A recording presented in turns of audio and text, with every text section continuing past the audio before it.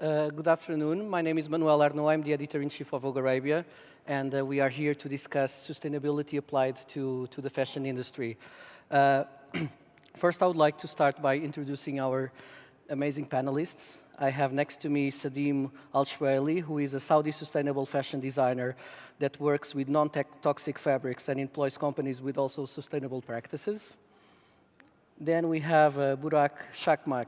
He is the Dean of Fashion of the Parsons School of Design, and in 2008 led the sustainability strategies for the Kering Group, which includes Gucci, Stella McCartney, and Bottega Veneta. Then we have Tamara Hostal, the founder and CEO of fashion school ESMOD, which is one of the leading fashion schools in the world. And we have Craig Jacobs, the founder of the African sustainable label Fundudzi. Did I say it right? Yes, correct. Okay, all the practice was worth it. That is inspired by Lake Fundudzi, which is one of the continent's most precious ecological treasures, and he works a lot with artisans. So, first of all, I would like to share with our audience some facts from the United Nations Environment Programme.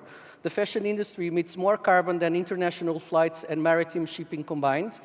And to be more precise, the industry produces 10% of all humanity's carbon emissions. Clothing companies are producing doubled since 2000, and luxury brands that used to produce 2 to 4 collections a year are now producing up to 10. Fast fashion labels can produce up to 24 collections a year, but consumers are only keeping their clothes half as long. And lastly, which is for me the most shocking number, one garbage truck full of clothes is burned in the landfill every second. Yes. So I think these are really interesting facts for us to start speaking about this topic. So I would like to start speaking with Sadeem, and I would like to ask you, what does it mean to be a sustainable fashion brand, and in what way is your work sustainable? Well, thank you for having me. Sustainable fashion is about values. And we all need to set our values, and values are usually based on or determined based on your circumstances and your culture. So sustainable fashion is, for me, really, is just, I'm trying the best to minimize my carbon footprint, and as a designer, I believe that things should be created cradle to cradle. So I have to bring up a thought process of where it came from and how it will end, the whole cycle and process. Does it make your work more complicated? It does, I'm not gonna lie. In what way? Sourcing. For me, the most difficult part is sourcing the materials. I mean, I'm so happy to see that there are so many ethical companies coming along. There's so many innovation and technology happening. But there's also a lot of misrepresentation of what sustainability is, because it's such a broad, it's a word that has so many definitions to many people, really. Whether is it social, is it eco-friendly? For me, it's about people, planet, profit. I would like to ask Craig, do you feel that the consumer now is looking at sustainable fashion with a different light? Because before it was kind of like very tree-hugging, and people thought that everything had to be brown and look very organic. So how do you think that the perception is changing? Well, I think it's quite interesting that in terms of generations, there is a groundswell of interest. We've seen amongst Generation Z, who are very activist-oriented and very consumer-aware, that they are becoming more vigilant in terms of where something comes from. The same way they're willing to call out governments for climate change, they want to call out corporates if they're not doing the right thing. And the same thing is happening in clothing. And what we're seeing with baby boomers, because they're becoming an older generation and they're more attuned towards wellness issues, and clothing plays an important part on that. So the consumer is becoming a little bit more informed, but I think we still need more education, because like you pointed out, I mean, a consumer today, as a result of the onslaught of fast fashion, wears a garment less than 8 times before they dispose of it, and that's why clothing has become the second biggest cause of landfill in the world today. Do you feel that the consumer is prepared to pay more for a design or a brand that is sustainable? Well, I think we need to pivot away from, in terms of, letting the consumer look about clothing in a different way. And I think that's, for me, more important. So I think the longevity of a garment and being aware that something that is made with passion, meaningfully, lasts longer, and the cost per wear, therefore, is reduced. I mean, because automatically people will compare something saying, I can get that for cheaper. And I'm like, how cheap is that when it's harming the environment? Whereas you purchase something that is made with care, that doesn't harm the planet, that lasts longer, then it's a no-brainer. But for both of you, how do you kind of like communicate that to the end consumer? When someone is on a department store and has like 20 brands to choose from, how are you going to make the consumer see that that's the right choice? Because, of course, we know that in theory that it should last longer, et cetera, but how do you make people... Honestly, I scare them. How do you do that? I tell them the impact. I tell them that we are a huge part of polluting the environment. And I tell them that it's in their hands to save the world. You know, consumer purchasing power, a consumer has a strong purchasing power. And once they realize that it's in their hand to make a difference, perhaps it will make a difference. I don't know. You are from Saudi Arabia, but you also Correct. present your collection in Exactly. Paris. Do you see that the consumer is in different stages of... For sure. I launched in New York, actually. I started in New York, and then I show my collections in New York and in Paris and in the Middle East. And we met in Paris? And we met in Paris. Thank you. But I do find that awareness is key. I mean, when we talk sustainability and consumer, and whether there's a demand, we have to really think about awareness, availability, and affordability. So in Europe, I found that people were very excited about my product because they're much more aware. When I talk to people in the Middle East about sustainability, they have no idea. They had no idea that the fashion industry is the second most polluting to the environment. So it's nice. It's nice that I get to interact with my clients and educate them and let them know that they can be heroes. Craig, tell me a little bit more about your work because it's very related to this certain lake that I've mentioned. Tell me a little bit about the DNA of your brand and how you develop your collections. Okay, so in terms of starting point with my label, I came to realization that when you talk about organic and green and you look at history, in Africa, hunter-gatherer societies, they didn't harm the planet. So it's a very intrinsically African way of life. And for me, in terms of clothing, was to kind of return to those traditions. So we try to incorporate as much traditional artisanal skills as possible. We try to utilize as much locally grown materials and kind of incorporate an aesthetic then which tells an African story but in a modern way. In terms of being ethical, I mean, my most important element is in terms of the source and like kind of making sure that we contain our carbon footprint, utilizing as much material that doesn't harm the planet, and in the process as well, in terms of reducing waste and informing the consumer about all those different elements. I wanted to ask Burak, who has been kind of like a pioneer in this field for many years. And so these are examples of more kind of like niche brands. When you are speaking about Gucci and Bottega Veneta, that you kind of like led that transformation, were the challenges the same? And how was it? Tell us your experience. I mean, also to be realistic, I started this work with the luxury brands in 20th century, and it's a very different world now. So the challenges at that time were different than mass market because luxury was much more vertically integrated, and in some ways it still is so, but it evolved. And they had a lot more control over their supply chain, and some of the manufacturers they owned, so they were able to make sure that they were able to manage that impact. Mass market was very complex. And I also started my career at Gap where there were 4,000 suppliers in 50 countries with 50% turnover.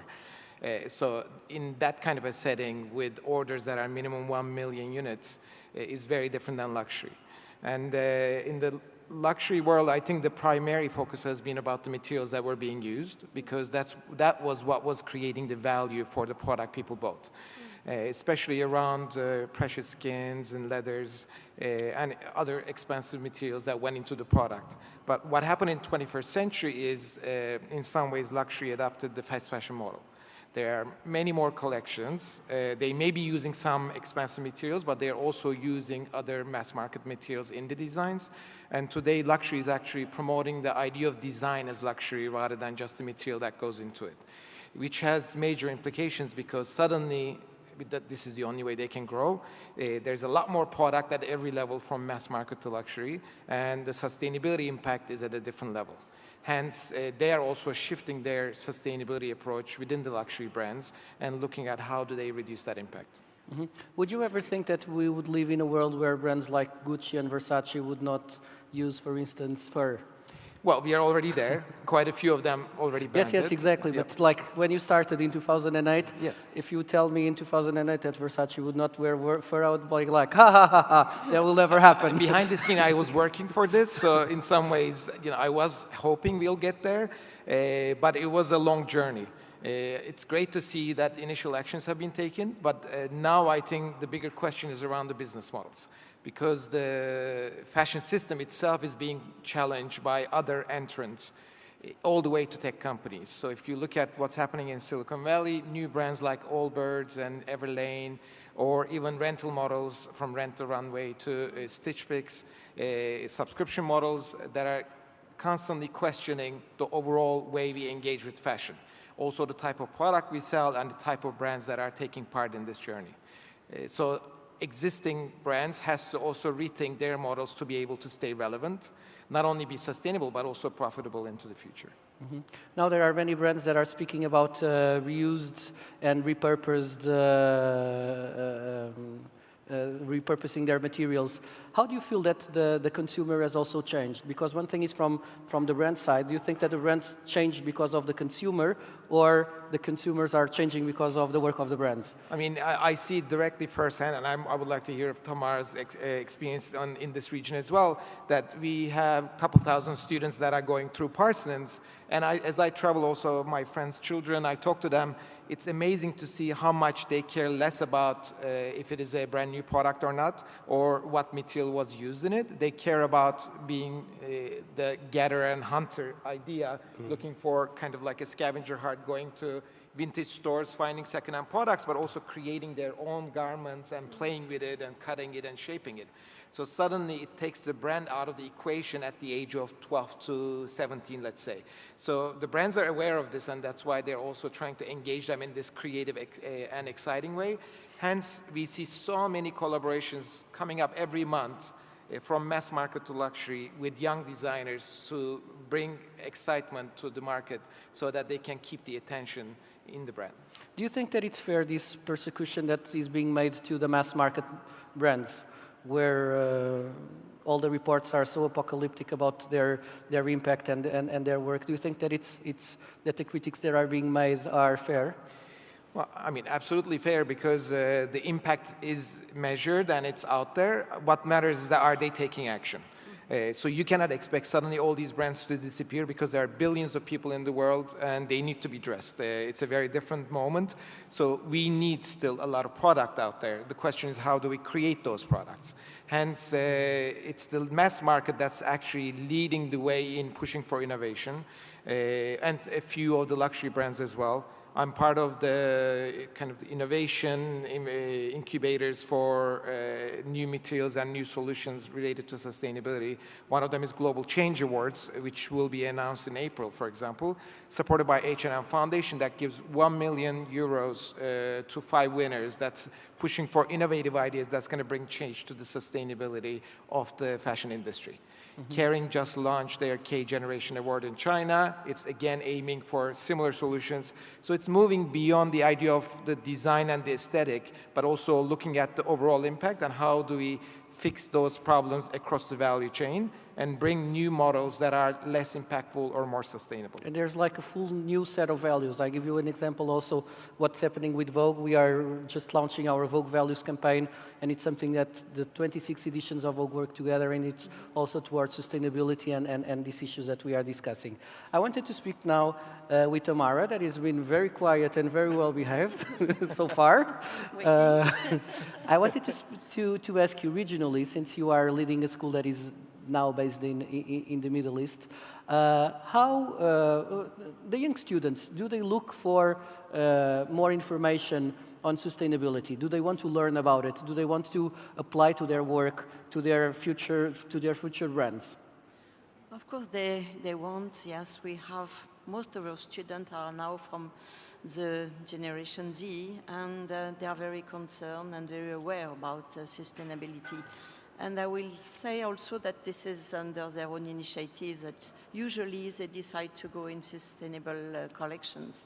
As you have probably seen during the show, we were having three students who has developed totally different approach of sustainability. They are very concerned.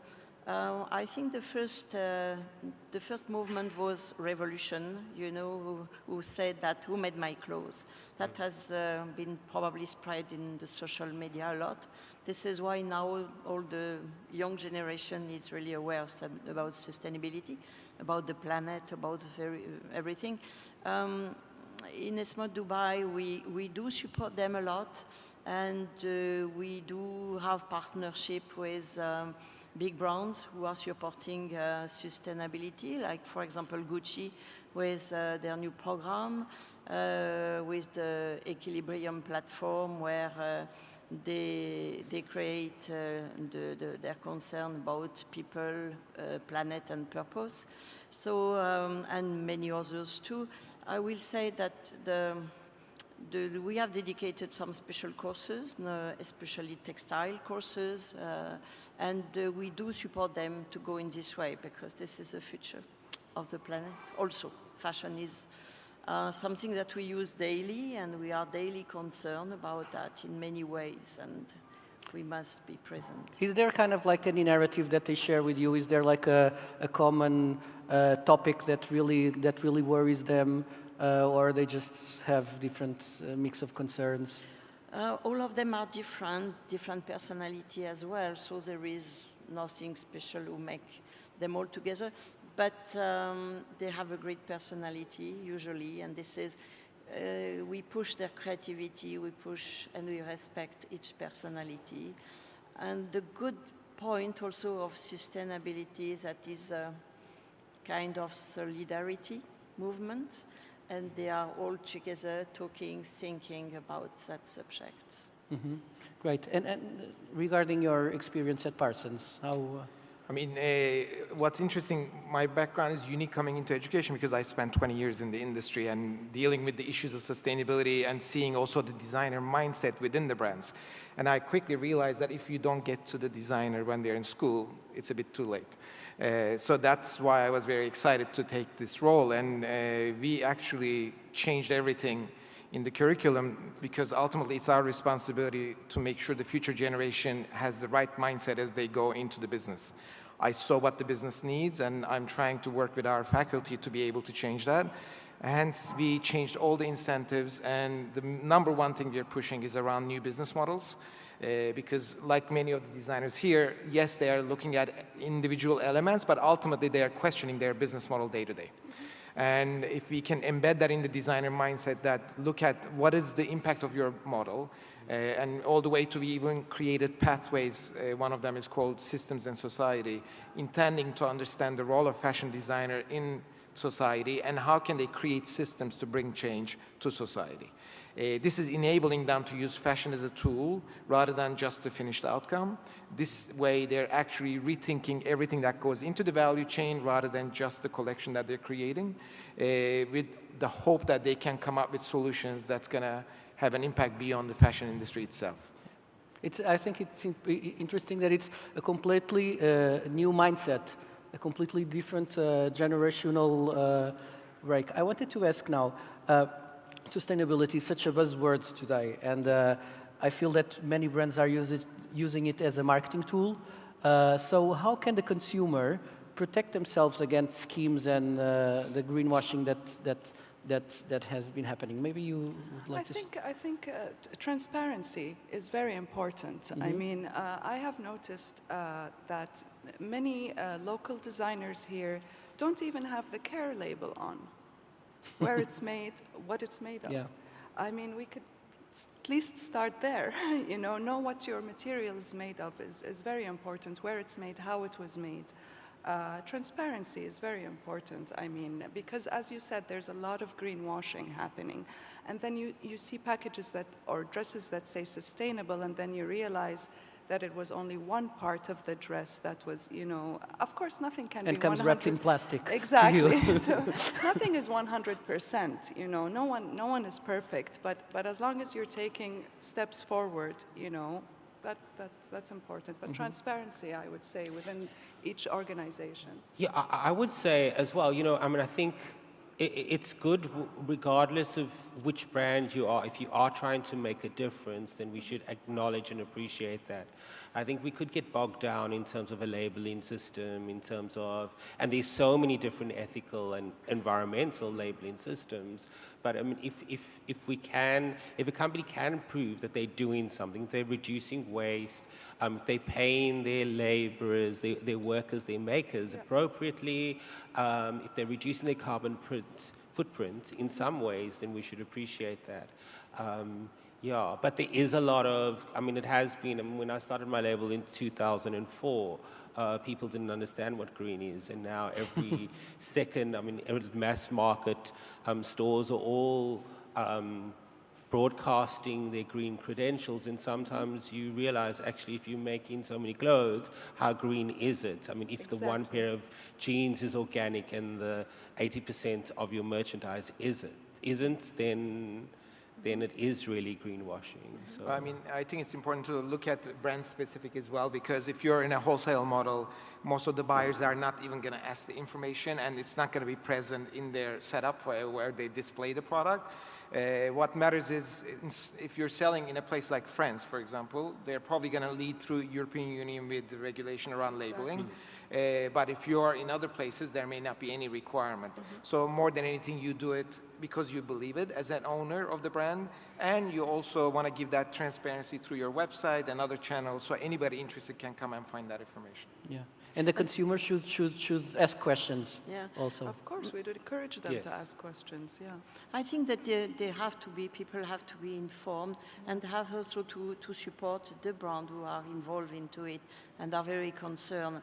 And to explain the composition and the transparency of a brand, that is a major concern. Today, I will say the mass market is easygoing and easy selling, and it's big mass. Probably this is not the future, and we have to educate people how to express themselves through fashion, for sure.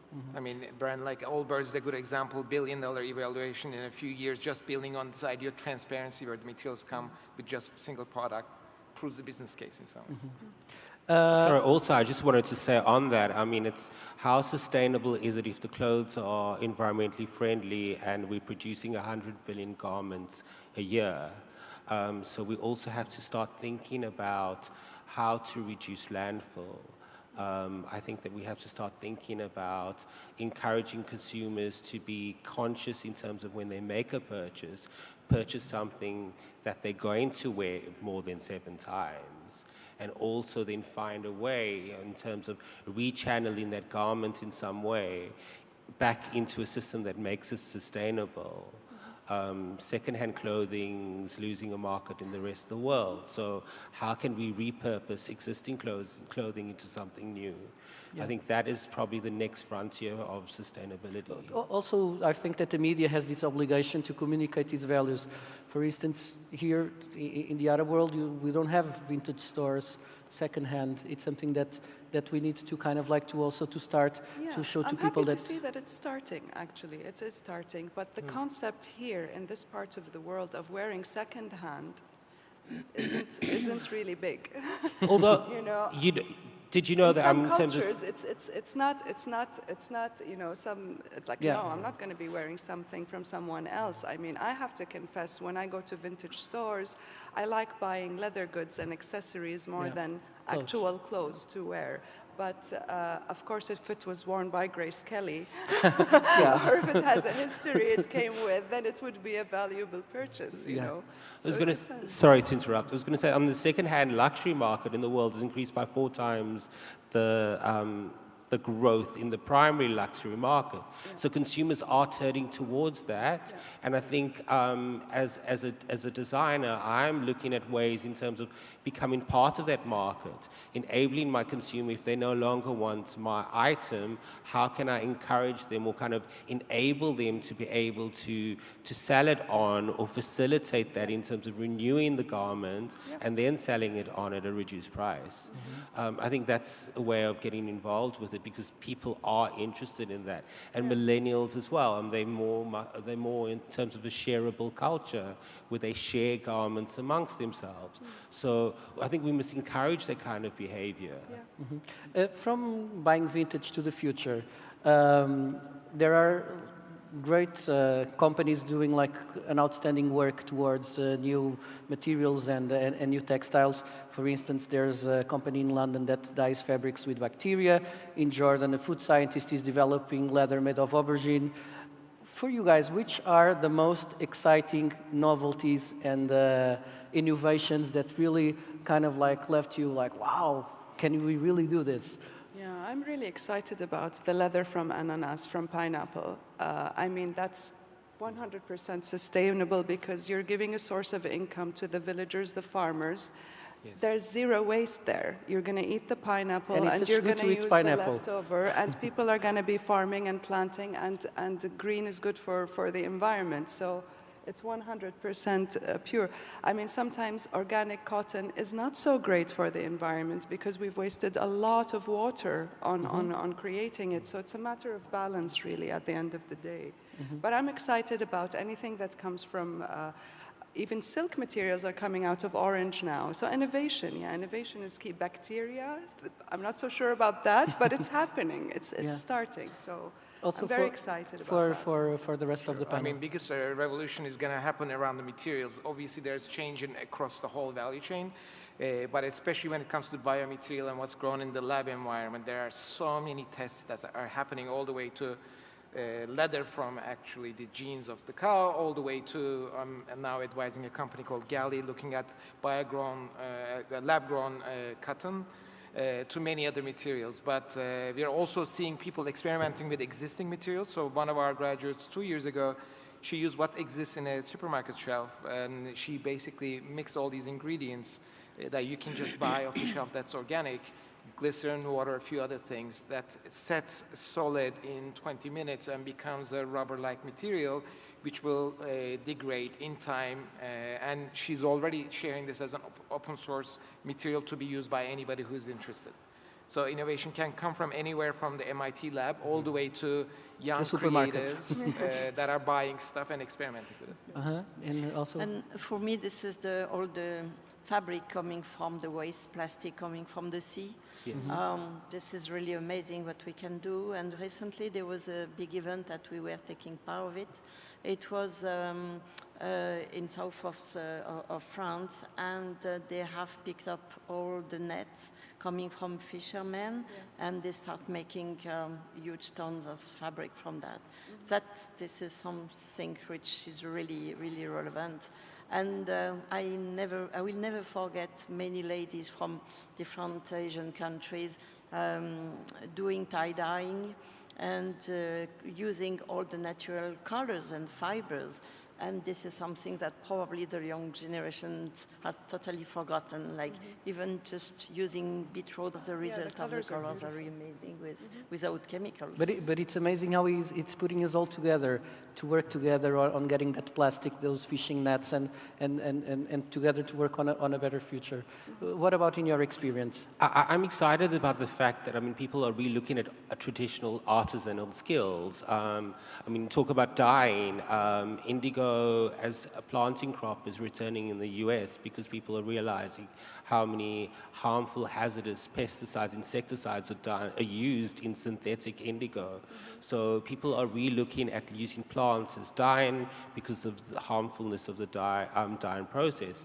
And the other thing as well is about plastic, because really, I mean, even though plastic has a bad rap, if we can harvest it back, existing fabric, and channel it back into incorporated with natural materials like cotton, then it enables it to have a new life in terms of clothing. So I think, I mean, we have an existing byproduct, and people who are experimenting how to reuse it into something else. I think that's quite exciting.